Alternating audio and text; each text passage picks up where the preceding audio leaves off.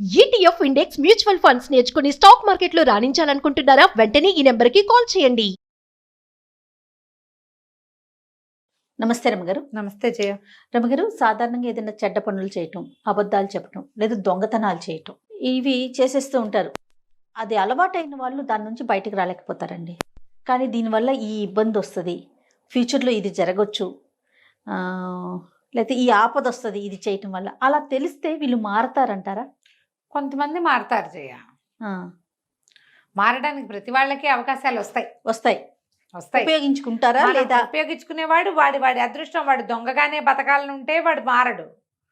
వాడికి తప్పుకునేందుకు అవకాశం అసలు అంత పెద్దది కాదు, చిన్నవి కూడా. మన మీద ఒక మిస్టేక్ చేయకముందే అది చేద్దాం అనుకుండగానే దాని కాన్సిక్వెన్స్ కనపడింది అనుకో, మనకి ఆ పని చెయ్యని చూడు మనం. అవును కదా. ఇప్పుడు మనం వేలు పెట్టబోతున్నాం పొయ్యి మీద. ఆల్రెడీ పొయ్యి మీద చేయి పెట్టిన వాళ్ళు అమ్మో అంటుంటే లబోదిబం అంటే మనకు అర్థం అవ్వాలి కదా. మనం పెట్టకుండా జాగ్రత్తగా ఉంటాం.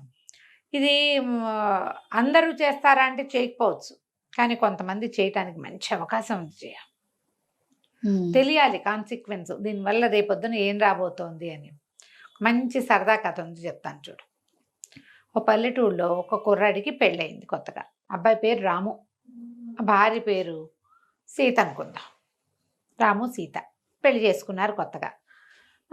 సరే వెళ్ళాడు. పెళ్లి హడావిడి అంతా అయిపోయిన తర్వాత వీళ్ళ కొంచెం వంట తంట అన్నీ బాగా వచ్చు. ఈ వేరే ఊరు తీసుకొచ్చాడు అమ్మాయిని.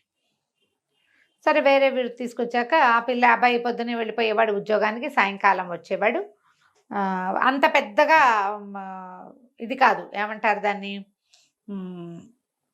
హడావిడిగా ఉండే జీవితాలు కావు వాళ్ళవి. ఓకే. సరే బియ్యంలో ఒక చిన్నగా అంత లోటా చూపించి, నేను ఇది వరకు ఒక లోటా పోసుకునేవాడిని అన్నానికి, ఇప్పుడు 2 లోటాలు పోయి సరిపోతుంది మనకని చెప్పాడు. సరేనంది. అతను చూస్తుండగానే 2 లోటాలు వండింది అన్నం, మాత్రం అన్నం. అతనికి సరిపోయింది. ఈ పిల్లకు ఓ పక్కకి రాల. ఆ సీత కొంచెం పుష్ అయిన పిల్ల. చిన్నప్పటి నుంచి ఏంటంటే వాళ్ళ అమ్మకి లేక 4 మగపిల్లల తర్వాత ఒక ఆడపిల్ల. ఆ ఇంట్లో ఆవిడకి చెల్లెళ్ళు అక్కయ్యలు సరదా, ఆవిడకి అక్క చెల్లెళ్ళు ఎవరు లేరు. ఈ చెల్లెలే ఆవిడకి చెల్లెలు, ఈ కూతురే చెల్లెలుగా కూడా ఉండేదన్నమాట.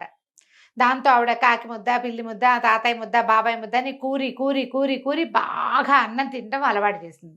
పిల్ల మంచి పుష్టైన తిండి పిల్ల, అంత లావు లేదు. ఆ రోజుల్లో పని పాటలు చేసుకునేవాళ్ళు కదా, హాంఫట్ అని తిన్ను అది.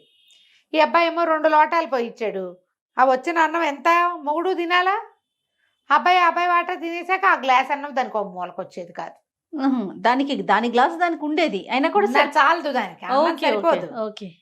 జనరల్గా ఇప్పుడు మన ఇద్దరిని తీసుకున్నా, మన ఇద్దరికి చెరో 2 గంటలు, నాకు 2 గంటలు చాలవు కదా. రైస్ ఎక్కువ తినే అలవాటు ఉన్న వాళ్ళు ఏం చేస్తారు? అట్లాగే వారం రోజులు గెంటింది.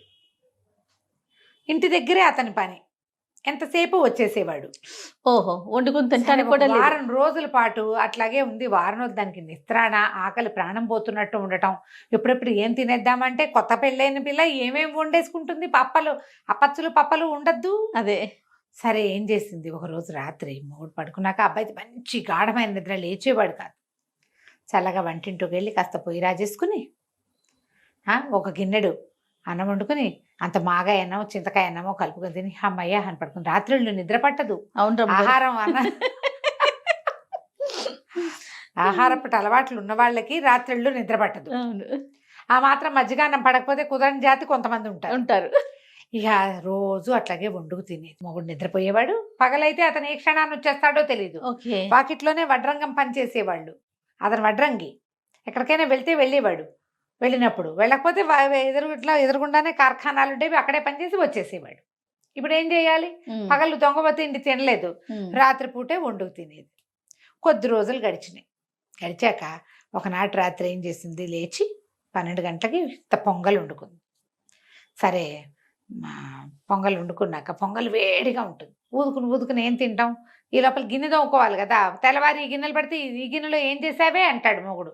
అందుకని ఏం చేసింది, విస్తర్ పెట్టుకుని ఒక గ్లాసు వెంబడి మంచినీళ్ళు పెట్టుకుని ఈ పొంగలంతా విస్తట్లోకి దిమరించి కాస్త నేర్చుక్కేసి దాని మీద చల్లారుతుంది. ఈ లోపల గిన్నె తోముకొచ్చేద్దామని ఆ పొంగల్ గిన్నె గరిట పుచ్చుకుని పెరట్లో నూతి దగ్గరికి వెళ్ళింది.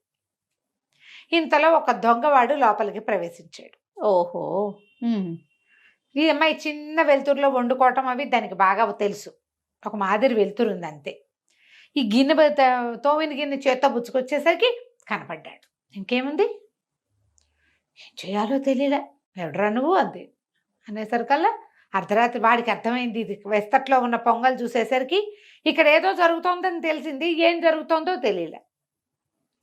వాడు అన్నాడు, గొడవ చేసావో చంపేస్తాను, పీక నొలివేస్తాను అన్నాడు. అనేసరికల్లా ఈ పిల్ల ఇప్పుడు మొగుడు కనుక వీడు దీన్ని ఏమైనా చేశాడు అనుకో, తాళాలు ఇచ్చేసినా బోళాలు ఇచ్చేసినా మొగుడు కనుక వంటింట్లోకి వస్తే విస్తట్లో వడ్డించిన పొంగల్ కనపడదు. ఈ పొంగల్ ఎక్కడదే అని అడుగుతాడు.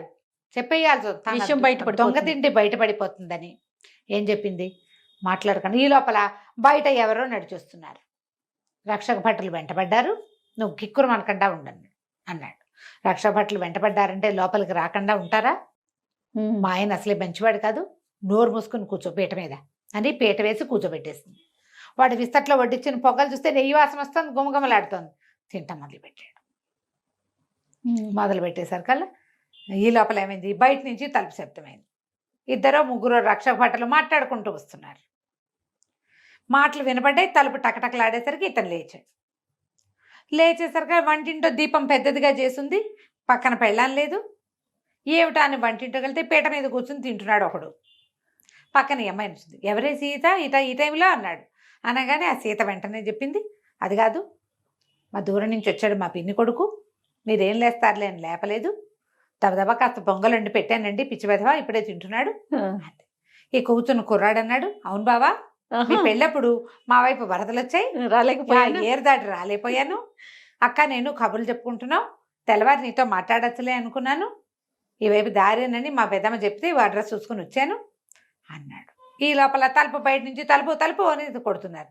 ఎవరే తలుపు కొడుతున్నారు అని తలుపు దగ్గరికి వెళ్ళాడు. వెళ్ళేసరికల్లా 3-2 రక్షక భటులు గుమ్మంలోకి వచ్చారు. ఒక 5-6 బయట ఉంచున్నారు. ఏంటండి అన్నాడు.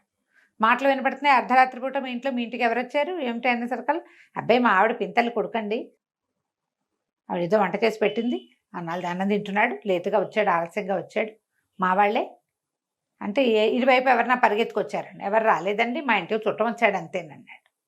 అనగానే వాళ్ళు వెళ్ళిపోయారు. చూడలా చుట్టం, ఓకే, చుట్టాల అబ్బాయిని చూస్తామని ఎవరంటారు. సరే ఇక చేసేదేముంది, వాళ్ళు వెళ్ళిపోయారు. సరే వీడి లోపలికి వచ్చాడు. ఏ ఊరు ఏమిటి ఏవో ఏం చేస్తున్నావు ఇలాంటివేమో కుశల డ్రెస్సులు వేసాక, ఏమే మీ తమ్ముడు పక్కయ్యి పడుకుంటాడు అనేసరికి, ఆ తెల్లారేసరికి మా తమ్ముడు వెళ్ళిపోతాడండి, ఎలాగో మిమ్మల్ని చూసేసాడు కదా అనేసరికి, ఎందుకు తెల్లారేసరికి వెళ్తాం, రేపు పొద్దున్న పని దగ్గరికి తీసుకెళ్దాం, కార్ఖానా దగ్గరికి, ఉండమను, ఏం కాదు, నడవాళ్ళ మంచం వేయి అన్నాడు. అని అతను వెళ్ళి పడుకున్నాడు. పడుకుంటే ఏమై మంచం వేసింది, దుప్పటి వేసింది, కాస్త మంచి నీళ్ళు పెట్టింది పక్కన. మరి మా ఆయన మంచివాడు కాదు, నువ్వు దొంగమని తెలిస్తే కత్తిపీట అందుకుంటాడు. ఓహో, తెల్లారేసరికి వెళ్ళిపో, ఏమైనా అవకాశం దొరికిందని మా ఇంట్లో అవి ఇవి సవరించబోయావో నీకు మామూలు పని ఉండదు నీ సంగతి, తెల్లారేసరికి వెళ్ళిపోవాలి నువ్వు అని చెప్పేసి పక్కేసింది. వెళ్ళి పడుకుంది కానీ నిద్ర పట్టల భయానికి. మొగుడికి ఎక్కడ తెలిసిపోతుందో, 15-20 రోజుల నుంచి తింటున్నాను, ఎక్కడ తెలిసిపోతుందో బిక్కుబిక్కమంటూనే తెల్లవారుతానప్పుడు ఒక గాఢంగా నిద్ర పట్టింది. తెల్లవారేదాకా అమ్మాయి లేవల. రోజు భర్త కంటే ఒక్క అడుగు ముందు లేస్తుంది. మరి రాత్రి మెలకుగా ఉందిగా గాభరా పుట్టింది, హైరాణ. అక్కడి నుంచి పొద్దున్న లేచి మొగుడు ఏదో ఎక్కడో పని చేసుకుంటున్నాడు, బావి దగ్గర ఎక్కడో ఉన్నాడని లేచి వచ్చి నడవలోకి చూస్తే మంచం ఖాళీగా ఉంది. అమ్మాయి వెళ్ళిపోయాడు అనుకొని యువతలకు వస్తూ చూస్తే సామాన్ల గది ఒకటి ఉంది. వాళ్ళకి గదిలో చూసేసరికి ఇంకేముంది, పెట్టెలు గిట్టెలు ఎవరాయి పడేసేస్తున్నాయి. ఆ అమ్మాయి లబో దిబోమని ఏడ్చింది. ఇప్పుడు ఏం చేస్తుంది సీత? వాడు తెల్లవారుజామున వెళ్ళిపోరా, చచ్చినవాడ అన్నం పెట్టి కూడా పంపిస్తే వాడ పెట్టెలు బ్యాడ్లు సవరిచ్చేసి డబ్బులో నగలు అన్నీ వెతుక్కుంటే ఏముంది, పట్టు చీరలు లేవు, నగలు లేవు, మొత్తం వాళ్ళ మావయ్య వాళ్ళు ఏదో చేతి ఖర్చులు కానీ ఆడపిల్లలకి ఇస్తారుగా డబ్బులు, అందరు మావయ్యలు ఇస్తారు, గుప్పట్లో చేతిలో పెడతారు పెళ్ళిళ్ళప్పుడు, అది ఆ పక్కన మూట కట్టి పెట్టుకుని అవి కూడా లేవు. లబలబలాడుతూ ఏం చేయాలో తెలియలే. ఇప్పుడు చెప్పపోతే ఎట్లా? ఏదో దొంగ తిండి కోసం చూస్తే చీరలు పోయి, బంగారం పోయి, డబ్బులు పోయి. అక్కడి నుంచి ఏడుస్తూ భర్త దగ్గరకు వచ్చింది. ఏమీ ఎందుకే ఏడుస్తున్నావు అన్నాడు అతను. ఏం చేయనండి, రాత్రి వచ్చింది మా తమ్ముడు కాదండి, వాడెవడో దొంగ, నా వల్ల ఇంట్లో ఇల్లు గుళ్ళైపోయింది, నా తిండి సంగతి బయటపడుతుంది, మరి రోజు రాత్రిపూట అన్నం వండుకుని తింటానండి, అన్నం చాలక నేను వండుకుని తింటున్నాను, అది బయటపడిపోతుందని వాడిని మా తమ్ముడిని చేశాను. వాడేమో అన్నీ పోయేయండి, అన్నీ పోగొట్టేశాడు, పడిని పట్టుకుపోయాడని బారమని ఏడిస్తే భర్త అన్నాడు, ఆ ఏడవకు పర్వాలేదులే, మీ తమ్ముడు ఉత్తరం రాశాడు, నీ సామాన్లు ఎక్కడికి బాగాలేదులే, ఈ ఉత్తరం చదువు అని ఉత్తరం చేతిలో పెట్టాడు. వాడు ఉత్తరం రాశాడు, ఆ కుర్రాడే వెళ్ళేవాడు దొంగ. నమస్కారం బావగారు, మీరు మాకేం చుట్టాలు కాదు,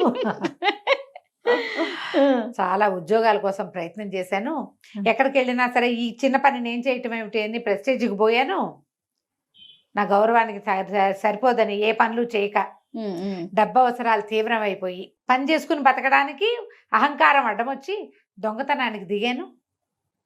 ఇవాళే మొదటి రోజు నేను వచ్చింది. తీరా అక్కయ్య ఇక్కడికి వచ్చేసరికల్లా దొంగ తిండి తింటున్న మా అక్కయ్య ఆ దొంగతనాన్ని కాపాడడానికి ఇంత పని చేసింది. నేను ఎంత పని చేయాల్సి వస్తానో నా దొంగతనాలు కాపాడుకోవటానికి. ఒక గుప్పెడు అన్నం ఎక్కువ బియ్యం పోస్తే సరిపోయేదానికి ఇంత పని అయ్యింది. అంతేగా. నేను ఇంకా దొంగతనాలు అవి చెయ్యను. అక్కయ్య పరిస్థితిని చూశాక నాకు అర్థమైంది, ఎంత నటించాల్సి వచ్చింది, ఎంత వేషం వేయవలసి వచ్చింది సొంత ఇంట్లో. అదే నేను ఇంకోసారి ఈ పొరపాటు చేయను, మీ వల్ల నాకు బుద్ధి వచ్చింది, నన్ను క్షమించండి, బాగా బతికి బాగుండి శుభ్రమైన ఉద్యోగం చేసుకుంటే ఎప్పుడైనా మా అక్కయ్యకి చీర సారెతో వస్తానని ఉత్తరం రాసి పెట్టాడు. ఈ అమ్మాయి ఉత్తరం అంతా చదివాక మరి ఇవన్నీ ఇట్లా ఉన్నాయి ఏమిటి అని నేనే నిన్ను భయపెడదామని చేశాను, ఇదిగో నీ బట్టలు, నీ ఇవేని మంచం కింద దాచిపెట్టినవి తీసుకొచ్చి చేతులు పెట్టాడు.